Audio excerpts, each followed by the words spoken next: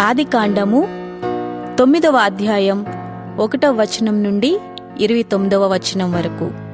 మరియు దేవుడు నోవాహును అతని కుమారులను ఆశీర్వదించి, మీరు ఫలించి అభివృద్ధి పొంది భూమిని నింపుడి. మీ భయమును మీ బెదురును అడవి జంతువులన్నిటికిని, ఆకాశ పక్షులన్నిటికిని, నేల మీద ప్రాకు ప్రతి పురుగుకును, సముద్రపు చేపలన్నిటికిని కలుగును. అవి మీ చేతికి అప్పగింపబడి ఉన్నవి. ప్రాణము గల సమస్త చరములు మీకు ఆహారమగును. పచ్చని కూర మొక్కలనిచ్చినట్లు వాటిని మీకిచ్చియున్నాను.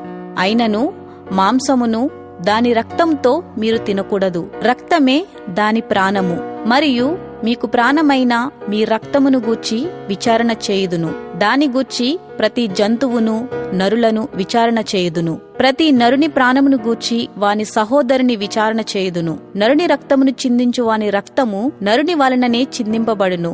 ఏలయనగా దేవుడు తన స్వరూపమందు నరుని చేసెను. మీరు ఫలించి అభివృద్ధి నొందుడి. మీరు భూమి మీద సమృద్ధిగా సంతానము కని విస్తరించుడని వారితో చెప్పెను. మరియు దేవుడు నోవాహు అతని కుమారులతో, ఇదిగో నేను మీతోనూ మీ తదనంతరము మీ సంతానముతోనూ మీతో కూడనున్న ప్రతి జీవితోనూ, పక్షులేమి పశువులేమి, మీతో కూడా సమస్తమైన భూజంతువులేమి, ఓడలో నుండి బయటకు వచ్చిన సమస్త భూజంతువులతోనూ నా నిబంధన స్థిరపరచుచున్నాను. నేను మీతో నా నిబంధన స్థిరపరచుదును. సమస్త శరీరులు ప్రవాహ జలము వలన ఇకను లయపరచబడరు. భూమిని నాశనం చేయుటకు ఇకను జలప్రవాహము కలుగదని పలికెను. మరియు దేవుడు నాకును మీకును మీతో కూడానున్న సమస్త జీవరాశులకును మధ్య నేను తరతరములకు ఏర్పరచుచున్న నిబంధనకు గురుతు ఇదే.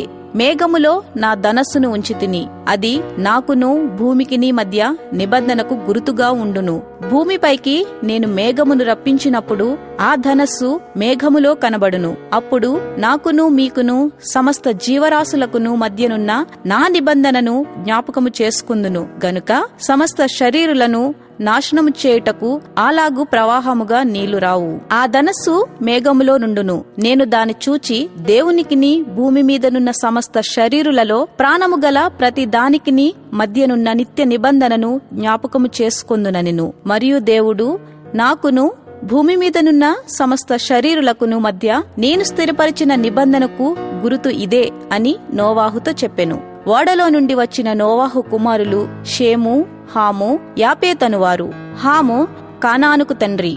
ఈ ముగ్గురు నోవాహు కుమారులు.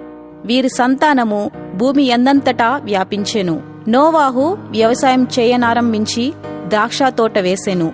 పిమ్మట ద్రాక్షారసము త్రాగి మత్తుడై తన గుడారంలో వస్త్రహీనుడుగా నుండెను. అప్పుడు కనానుకు తండ్రి అయిన హాము తన తండ్రి వస్త్రహీనుడయుండుట చూచి బయటనున్న తన ఇద్దరు సహోదరులకు ఆ సంగతి తెలిపెను. అప్పుడు షేమును యాపేతును వస్త్రమొకటి తీసుకొని తమ ఇద్దరి భుజముల మీద వేసుకొని వెనుకకు నడిచి వెళ్లి తమ తండ్రి దిశమొలను కప్పిరి. వారి ముఖములు వెనుకతట్టు ఉండుట వలన తమ తండ్రి దిశమొలను చూడలేదు.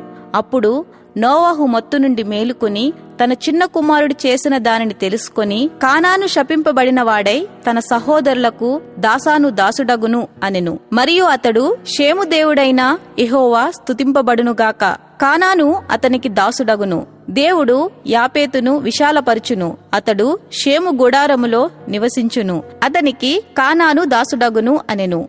ఆ జలప్రవాహము గతించిన తరువాత నోవాహు 350 ఏండ్లు బ్రతికెను.